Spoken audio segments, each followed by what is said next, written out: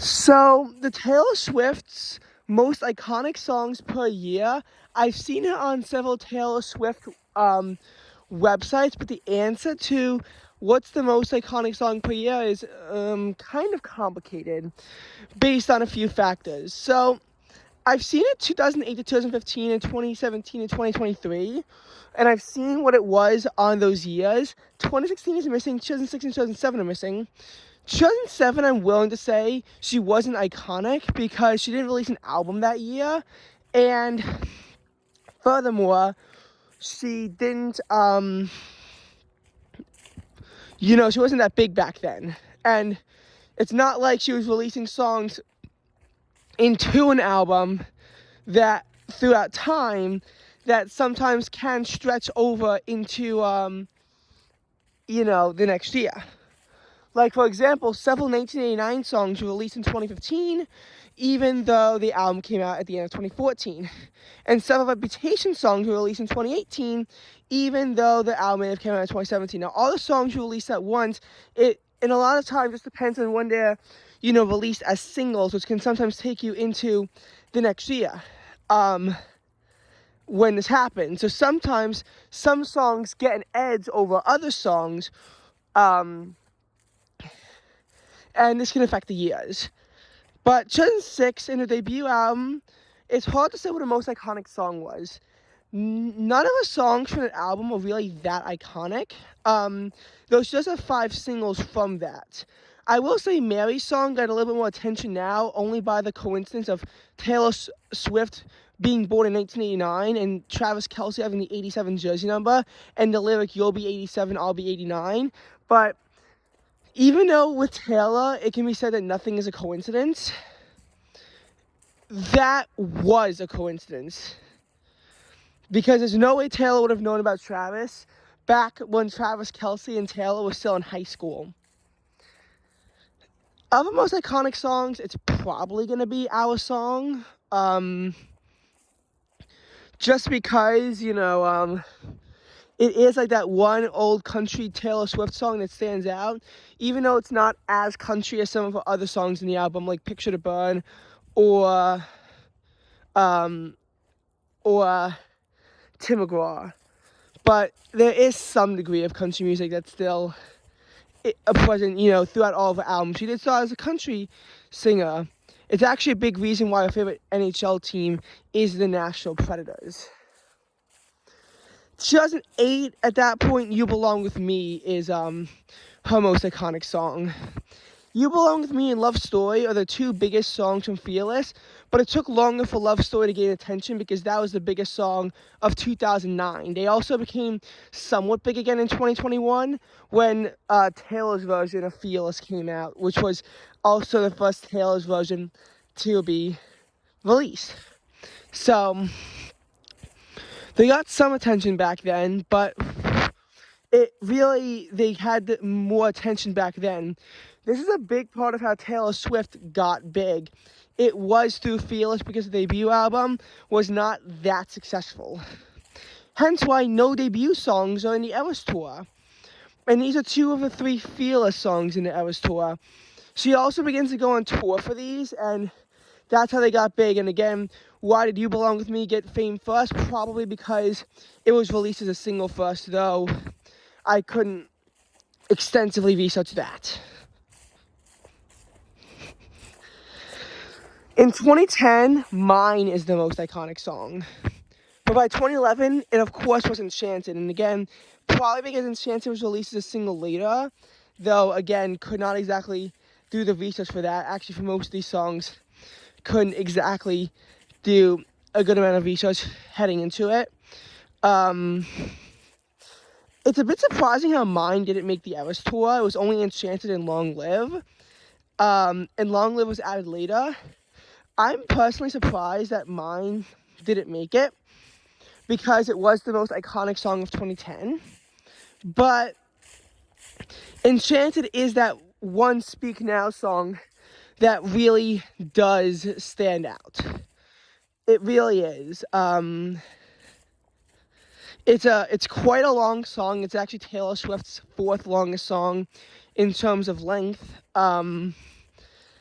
and at 5 minutes and 55 seconds. And as a result of that, and how I was able to get fame, it kind of began to transcend Speak Now, and in a way become what Speak Now is known for.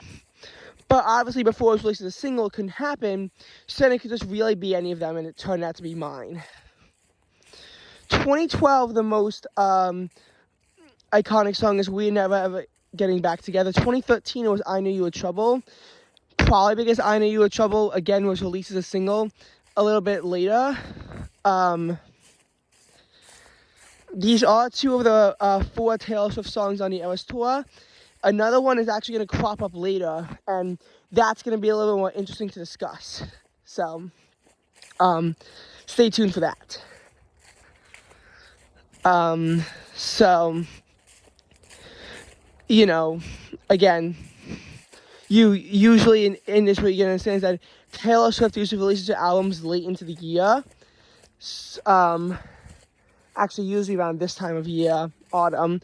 So usually you have one song that's released as a single instantly, and then another song that is released as a single a little bit later on, and so therefore, but it could of course just be a timing coincidence of one taking longer to get fame, but then getting more fame.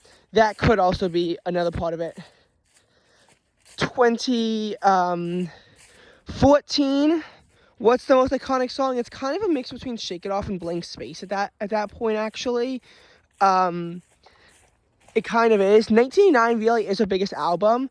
The 5 songs from that album that made the Eras Tour make up 5 of the 10 most watched songs. So really, they're all iconic. 1989 is actually one of the most iconic albums.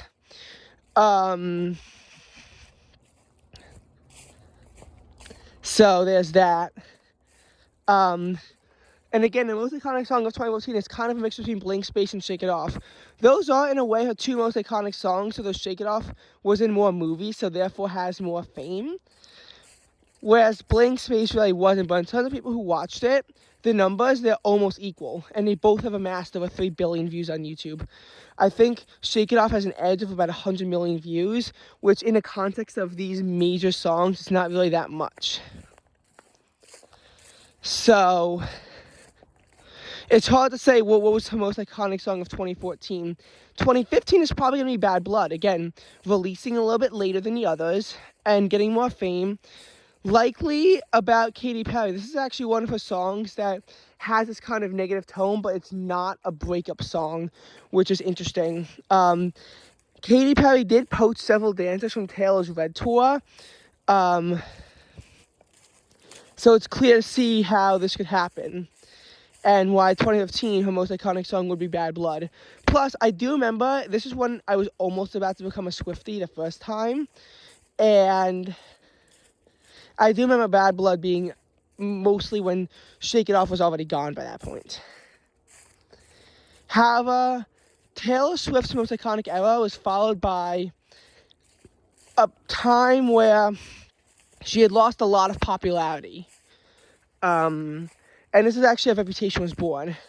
2016, there were no Taylor Swift songs. She didn't release an album that year, and furthermore, it wasn't as if, it wasn't as if she had really any previous theme going for her. They say that since 2010, if Taylor Swift released an album, San Francisco Giants went to the World Series. It's no surprise then that when they made the playoffs, they lost to the Cubs in the divisional round. It's because the Giants didn't have Taylor Swift magic, and I know this is just a theory, but they also state that Red was about the 2012 Phillies, and then they kind of went into a really slow and depressing era, of barely any growth, where they really were a sluggish team until 2022. So Taylor really can have magic over the sports industry, and yeah.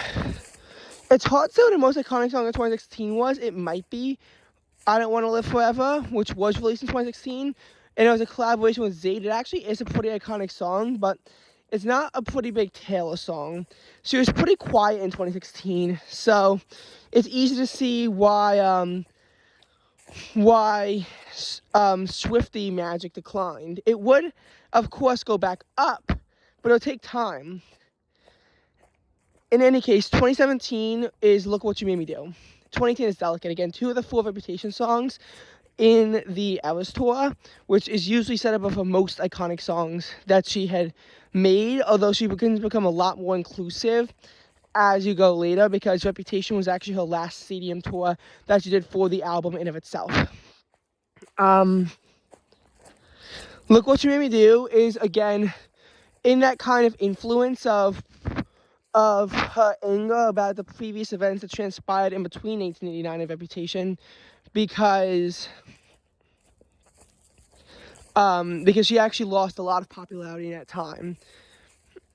And Delicate was released later, and that was her most iconic song of 2018, or at least I think it was released later, although I'm pretty sure that single was actually released in the March of 2018. I'm pretty sure that's actually one of the few dates I actually know, and I'm not just making a guesstimation, and that's actually kind of why I assume that it would hold true for the other ones. Because again, all the songs came out at the same time, but it really depends on when it's released as a single, and they blast on the radio, and that's how you get more and more people knowing about Taylor Swift and then becoming Swifties and blah, blah, blah, blah, blah. That's kind of how it happens. And again, I was able to kind of take that energy. I'm a little bit surprised Delicate was the most biggest song in 2018. It actually was at one point my favorite Taylor Swift song. Now it isn't, and I haven't even listened to it in a while. I'll go back and listen to it again at some point. I have listened to it somewhat recently, though not for the purpose of listening to Delicate, just for the purpose of putting a stream on. Like, I thought it might have been a different song. Taylor wasn't that big in 2018 because Reputation itself was not as iconic as 1989, and there were plenty of other albums coming out by other artists this time. Like this is actually a pretty big point for in Ed Sheeran with his Division album that I'm pretty sure is from 2017. So with all of that, it's easy to see why it couldn't be that iconic, but it is still the most iconic song of 2018. In 2019, the most iconic song was Me. Not one of her 6 Lover songs that made the Eras tour, though one of them will be coming back later on this list. A reason why it might not have made it was because of a collaboration with Brendan Urie, and yes, it can be stated that Panic at the Disco might have carried this album through, might have carried the song through. It was released as a single first, although, again, plenty of her Lover songs are singles. I would have thought it might have been a song like Lover, the title song itself, that became the most iconic song of 2019. But between Lover and Me, I do remember hearing Me more. So it could have been a Panic at the Disco carry that carried it through. Maybe they didn't make the Eras tour because of the Panic at the Disco part. But again, it's not that surprising to see how that could exactly happen. Taylor was going to do a Lover tour, but then she couldn't. Personal situations came up, and then COVID-19 happened. And COVID-19 broke out in March 2020, and it really just changed everything. And this is how Folklore and Evermore came out very close to each other. They both were released in 2020. Folklore in July, though, and Evermore in December. That's why Evermore kind of takes on more of a fall-type vibe, whereas Folklore is mainly meant for the spring and summer. Like, where I am right now, the Brookhaven State Park, in the middle of November, this really does take on an Evermore vibe as I take you through this walk. Whereas the previous video that I made here was in June, so it would likely have more of a Folklore vibe, although it wasn't really very Folklore either. 7 Folklore songs made the Eras tour, but they didn't really have that much radio attention, partly because of COVID, but there were so many songs, none of them that iconic. However, Cardigan was pretty iconic. It isn't that love triangle, but Cardigan became the most iconic out of all of them. which isn't exactly the biggest surprise. I mean, one of the other songs, Betty, is number 1 explicit, so it's less likely to be played by the radio. And number 2 is longer, whereas Cardigan is shorter and clean. No pun intended, Clean is also a 1989 song that wasn't actually just a single, so yeah, there's that. Now, as far as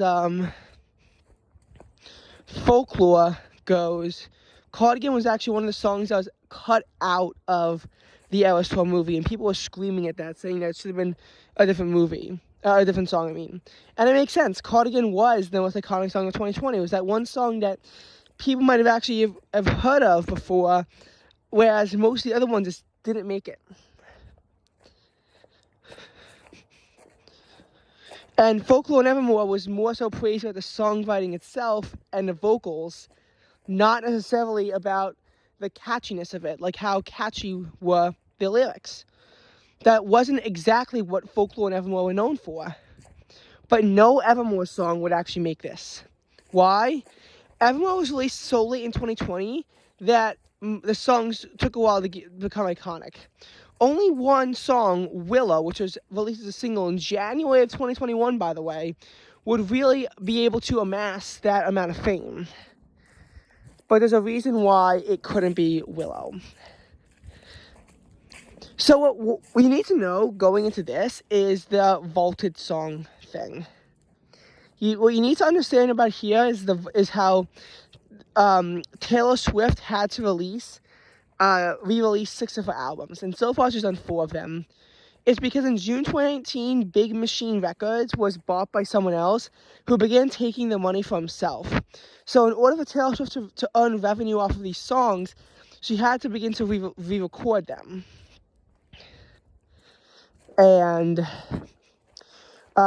thankfully, Lover as an album came out in August of 2019, so that wasn't affected because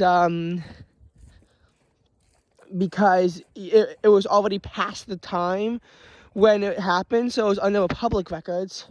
But her 6 albums needed to be re-recorded, and some of them became pretty iconic because she released some new songs. Now in Fearless, Mr. Perfectly Fine was not exactly that iconic. It wasn't really an iconic song. And none of her other Fearless vaulted songs came even close to being as iconic as that. Again, you did see a briefly resurgence in popularity of songs like Love Story and You Belong With Me. But then Red Tail's version came out. All Too Well was already one of her best songs, even though it failed to become that iconic. And it was about 5.5 minutes. It was initially going to be 10 minutes, but she cut it short at first. But now she would release All Too Well 10-minute version. Previously, her longest song was Dear John at 6 minutes and 45 seconds. All Too Well 10-minute version is 10 minutes and 13 seconds, so it would easily become Taylor Swift's longest song. There's even like a mini movie made out of it that's about 15 minutes long. And it sort of brings back to vibes what Michael Jackson did with Thriller back in the 1980s. Taylor Swift kind of did it again. All Too Well 10-minute version made the Eras Tour, and it was a big hit. It couldn't really be played on the radio that much. Again, because it was 10 minutes long and people didn't exactly want to listen to 10 minutes of a song on the radio. But that didn't mean that it wasn't a major hit. And with Willow not being that iconic of a Taylor Swift song, even though it does bring back more Lover vibes and Evermore vibes, it was clear it was going to be All Too Well 10-minute version, and that was going to be her most iconic song of 2021. Now, 2022 comes along, and she stops doing the re-recording for a second because of her album Midnights, which came out on October 21st. Midnight was, again, another really big album. Midnight broke records. Taylor Swift has already regained most of her popularity, and now she's releasing an album. And furthermore, she announced the Eras Tour just a couple of days later. So, of course, that's going to bring back a lot of Midnight's fame. Midnight, I think, broke the one-day streaming record that was held by Reputation, although 1989 Taylor's version later broke it, and we'll actually be discussing some of that stuff in the at the end of the video. So, Midnight, very quickly was able to achieve fame. That being said, like Folklore and Evermore, a lot of Midnight songs are also explicit, meaning that it's harder to play them on the radio because they'll be bleeped out. So, as a result, that did put a lot of her songs at a disadvantage, and it also, again, put her clean songs at an advantage for being the most iconic Taylor song of 2022. It became Anti-Hero, which at the VMAs actually became the best song of the year, with Midnight being album of the year, although that was probably for 2023, not 2022. But then again, I know how VMAs work. And yeah, Taylor Swift was Artist of the Year. She was actually Artist of the Decade and Woman of the Decade in the 2010s. But, of course, this is where her popularity really begins to resurge. And I think that we are at the peak of where her popularity is going to be with the Eras Tour. All of this means that Midnight is a very big album. And, of course, Anti-Hero achieved the fame first. Karma was not released as a single until 2023.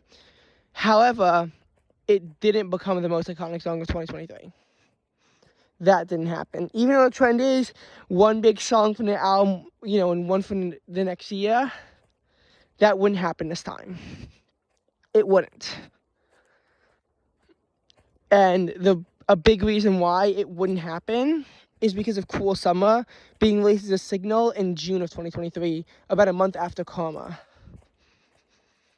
Cruel Summer was used in the Eras Tour opener, along with Miss Americana and the Heartbreak Prince. But Miss Americana and the Heartbreak Prince never really got the same fame, even though it's one of my favorite Taylor Swift songs, because most of it was cut out. And, I think it was also previously released as a single before and didn't achieve that much fame. Cruel Summer wasn't. And Cruel Summer wasn't exactly that famous at first. But then it achieved major fame because it was in the Eras Tour opener, so much so that people wanted to see it released as a single. And it went viral very quickly. Before that, no Taylor Swift song from Lover had made #1 on a Billboard. And it was the only album between Red and Midnight to not achieve this feat, with one song making it up there. But Cruel Summer did transcend it up there by the end of October 2023, just in time for just before 1989 Taylor's version came out. Because Speak Now Taylor's version, none of those songs were really that iconic. Because, again, the whole album is mostly centered around Enchanted. But Cruel Summer, which very quickly became a leading force behind the Eras Tour, it's no real surprise that it would become the song of 2023 for Taylor Swift. And it might even become Song of the Year at the VMAs next year, but we don't know about that. Now, what about the most iconic song of 2024? It's hard to predict right now. Is It Over Now is quickly achieving recognizability, but I doubt it'll surpass Cruel Summer to be the most iconic song of 2023. It could be the most iconic song of 2024, however. 1989 Taylor's version was really big. I doubt Reputation Taylor's version is going to be nearly as big when it comes out. And I don't know what songs were vaulted in there. Personally, I like Stay Don't Go and Suburban Legends more than Is It Over Now. But, again, Is It Over Now became the best one, even though Slut was the one that was the most popular, or seen the most popular initially, before the album came out. So, in that regards, we could see Is It Over Now becoming the most iconic Taylor song of 2024. But it's hard to say. It would have to be a surprise song for the Eras Tour, which she has done vaulted songs before, but I don't think that she did them last night in Argentina, though I didn't check. Obviously, we'll have to see what happens as she goes 2 more shows in Argentina, and then the 6 shows in Brazil. She has 8 more shows before she goes on break for a while.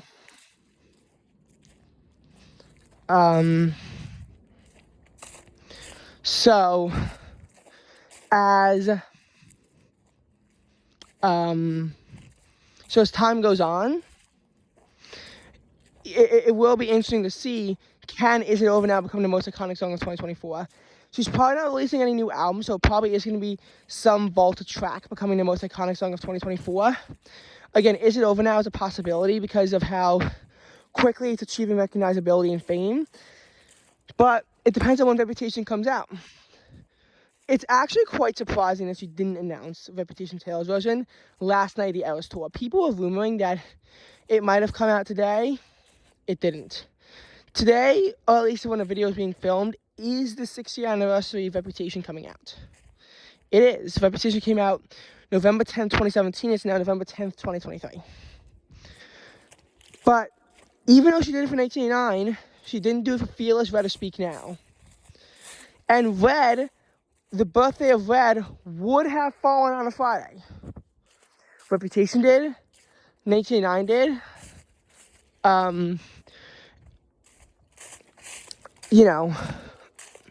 A big reason, as to why 1989 Taylor's version couldn't come out for such a long, it was able to come out on her birthday, was because she was able to announce it on 8/9, August 9th, in a final U.S. tour in L.A., which was 89 is also the year she was born.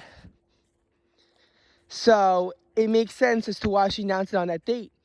And plenty of hype could be built up for it.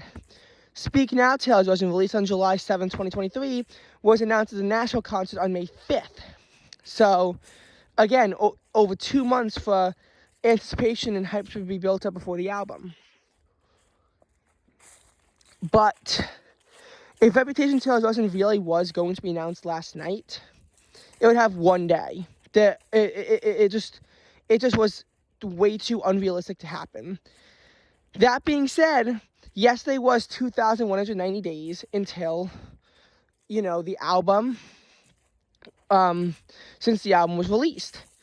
2,190 is also a number mentioned in the song Glitch, which might have been a reference to Joe Alwyn, who Taylor did date for 6 years before breaking up, which there was a song about him in Midnight, but I couldn't find it. There's like 10 different albums of Midnight, so... and I don't think Glitch, the reference in Glitch was about him, though it might have been. It also been 13 days after 1989 Taylor's version. 13, as we all know, is Taylor's lucky number. But it's just not exactly the easiest thing in the world to predict these kinds of manners. It's just not. Per the rule of 112, I actually think that February 16, 2024, although a lot more awkward, could be a date that it's released. 112 days between Speak Now and 1989 having a Taylor's versions out. 112 days from Speak Now Taylor's version, as we're at the start of the Eras Tour in either Vegas or Arizona. So, yeah, that's that. Speaking of which, am I going to actually go to the Eras Tour? Because we all know that I didn't go to the one in New York. The answer is, I'm trying. I'm trying to get my parents to get tickets for the Indianapolis tour in November of 2024 on the 2nd. They're not saying yes until at least late February, unless there's a big change in prices, which is over 3.5 months away. I might try to see if they can get it earlier, but we'll have to see how availability is. If they're very close to being completely sold out, that would also be grounds for us securing tickets early. But as of now, they're refusing. If it a Taylor Swift concert sells on StubHub, that's gotta be record. Because StubHub never sells out tickets. Ticketmaster did, so they're like 5 times the price. But if they're actually sold out on StubHub, that would be really impressive for Taylor. I'm curious to see, can it happen? But we'll just have to move on and see what happens with this, with this concert. And I just figured I'd address it here.